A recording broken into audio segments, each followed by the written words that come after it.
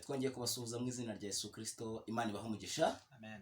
Mwe mukunze gukurikirana Irabivivaguye. Nkuko tumenyereye amazina ni Irabivivaguye David, ndi kumwe na mugenzi wanjye Mbanza Bugabo Jean Marie. Tunabasaba gukanda subscribe, bakande subscribe, tuzajya tubagezaho ubutumwa bwiza bw'Imana. Imana ibahe umugisha. Tunejejwe n'Imana mu mutima rero kubagezaho amagambo y'Imana. Tugiye gusoma Zaburi 145. Turasoma umurongo waho wa 21.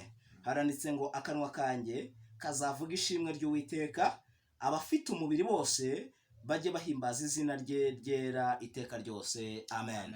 Imana ibahe umugisha rero kuba mwemeye kudukurikira uyu mwanya. Tugiye kuganira kuri aya magambo y'Imana atari menshi. Tumaze igihe mu bibazo bikomeye, tumaze igihe mu bintu by'ingorane, tumaze igihe tubona tutagira epfo na ruguru, nta ruvugiro, nta jambo. Twese turi mu gahuge dutekereza kuri ibi bihe turimo. Ariko aya magambo dusomye aravuze ngo akanwa kanjye kazavuga ishimwe ry'Uwiteka, ngo abafite umubiri bose, abahumeka bose bazamamaza izina rye.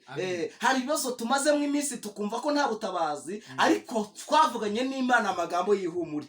Yagiye itubwira ko izadutabara, igenda itubwira ko izaturengera, igenda itubwira ko izatuvuganiraho rukomeye, abantu bakabyita urwenya, abantu bakumva ko bidashoboka. Ariko no kuvuga akanwa kanjye kazavuga ishimwe ry'Uwiteka.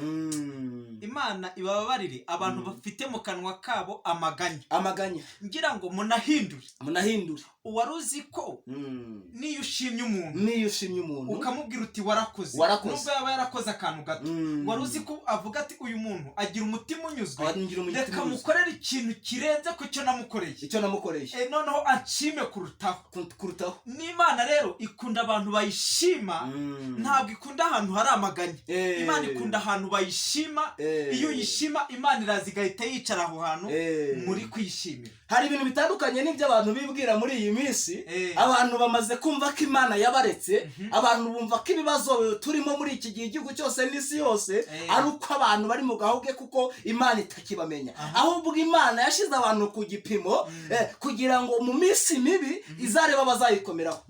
Ese wowe uri kuduteza amatwi, uhagaze ute mu by'umwuka? Uhagaze ute mu bya Yesu? Mbese utegereje isezerano ry'Imana gute? Ko twe tugiye kuririmbisha ishimwe, indirimbo y'Imana, tuvuga ibitangaza by'Imana n'iza Imana yatugiriye, kuko twabonye Imana ibi bibazo bigitangira, ubuzima bwacu tukivuga twagiye tubona amashimwe y'Imana. Ariko mwebweho muri kumva muri mu gahuge ko badatekereza ku bya Yesu, igihe tuzaba turi mu ishimwe ry'Imana bizaba bimeze bite? Tekereza neza aho Imana yagukuye. Uyu mwuka uri guhumeka muri iyi minsi, hari abari kwishura umunota 2500. Ariko wowe Imana yakugira icyizere cyo guhumeka. Boneraho kongera kuyigirira icyizere cyuko kuba uri mu bibazo, cyo kuba wabuza amafaranga y'inzu, ko kuba uri mu madeni akomeye, atari uko Imana yakuretse cyane. Ahubwo hari isaha Imana iteguye ko ugiye kuyishima. Nubimenye, nubyumvise cyane nshuti, numvise aya makuru y'ubutabazi, abonereho kwizera ko Imana itari kure. Tangira watura amashimwe. Birashoboka ushobora kuba uri mu bibazo. Umva rata wowe nkurikiye niwe ndi kwibwira wowe uri kutureba aka kanya. Birashoboka hari igihe waba uri mu bibazo. Tangira watura ishimwe. Tangira uvuge ngo Imana ishimwe, nubwo ndi mu bibazo, nubwo nabuze icyo kurya, ariko ndashimira Imana. Mubwije ukuri ko mu minsi mikeya hari igitangazo uraje kubona. Imana ishimwe. Ibi bintu aya magambo nyasoma nibutsa amagambo akomeye ku Zeteri. Imana yaramubwiye ko izamutabara, ariko buwe akabona ko nta butabazi, nta n'inzira y'ubutabazi ahantu yabo. Ariko amaze kwitegereza abona ko Imana hari ikintu gitangaje igiye gukora. Aravuga ngo nzakomeza kubana n'Imana, nzakomeza guhagarara ku munara. Umunsi desifo leta adone pefo fagradesance.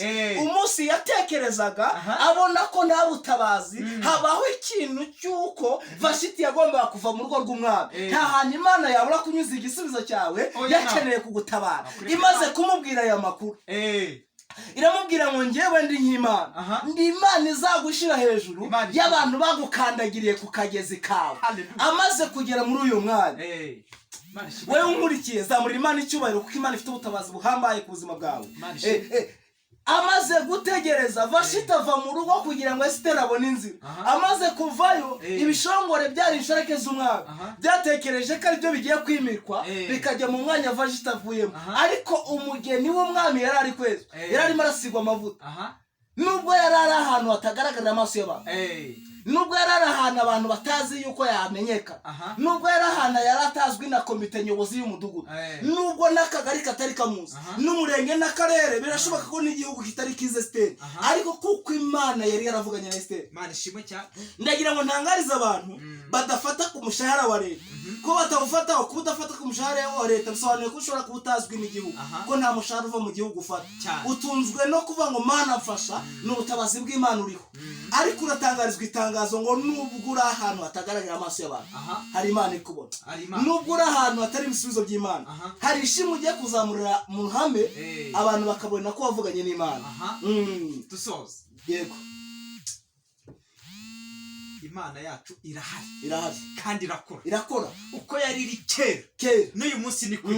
Ntutangazwe n'ubuzima urimo uhagazemo. Tuguhaye ubuhamya, umwanya dufite ni muto, ariko tuzagenda tububaha buke buke gake gake, ariko dufite Imana yacu irakora, ikura ku cyavu ikicazanya n'ibikomangoma. Kankunganiraho gatoya, hari korasi ivuga ngo dufite ikimenyetso kirenga 1 na 2 na 3 bitwemeza ko umwami Imana azatugirira neza. Nubwo uri ahantu, ndagira ngo utangaze ngo ubwire mugenzi we muri kumwe, umubwire ngo hari ahantu washizwe n'amaboko y'abadayimoni, abantu bagize uruhari n'abarozi bagira uruhari mu bibazo byawe, ariko hari Imana idakangwa n'ibyo biracitse. Dusoje tubabwira ngo mwebwe mwaribagiwe ko Imana izabatabara. Mwongere mukangurirwe kumva ubutabazi bw'Imana, mwongere mwumve ko Imana iri kumwe nawe, mwongere mwumve ko Imana iri mu ruhande rwawe, mwongere mwumve ko Imana iri muri mwe, mwongere mwumve ko Imana itabaretse, mwongere mwumve ko ubutabazi bw'Imana buri kuri mwe. Tugiye gusenga Imana dusoza, tugiye gusenga. Wowe ututeze amatwi, wowe udukurikiye, fukama ahantu uri, ni Imana itakuretse, ni Imana itigeze ijya kure yawe, ni Imana itari kure. Zetope fonesta ya bovevance, ni Imana itigeze dotraya ija kure y'ubuzima bwawe. Nubwo wibagiranye mu maso y'umuryango, nubwo wibagiranye mu maso y'abaturanyi, ariko hari Imana igiye kuzamurira ahantu ngo watsikamijwe n'abana b'abantu. Tugiye kuzamuka dusenga Imana, mugaragu Imana wafashe gusenga do tepofe naissance.